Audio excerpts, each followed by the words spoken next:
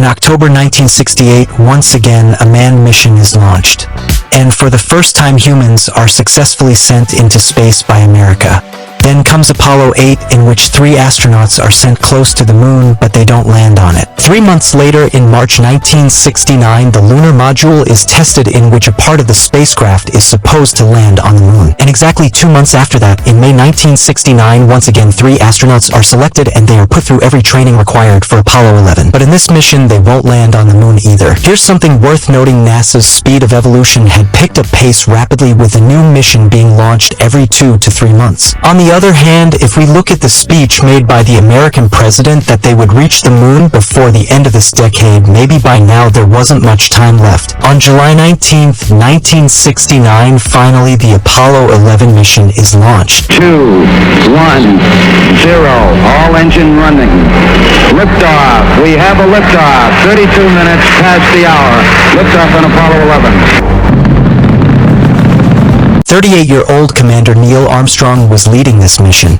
The command module pilot was Michael Collins. He is the 3rd person I hinted at in the beginning of this video. And the lunar module pilot was Buzz Aldrin, who landed on the moon along with Neil Armstrong. The Apollo 11 spacecraft had 3 main parts: the command module, the service module, and the lunar module.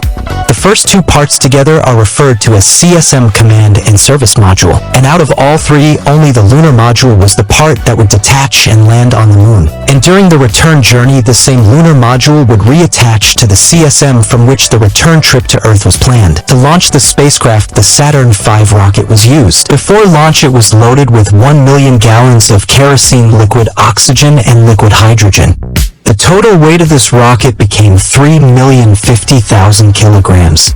And in just 10 minutes, this rocket carried the spacecraft into Earth's orbit. After completing 1.5 orbits of Earth, they received permission for translunar injection. But in reality, it took several days to reach the moon. During this time, the astronauts kept themselves busy. They ate, exercised, and took pictures. On July 19th, 1969, after traveling 4 lakh kilometers, the spacecraft reached the moon's orbit. And here the lunar module separated from the CSM module.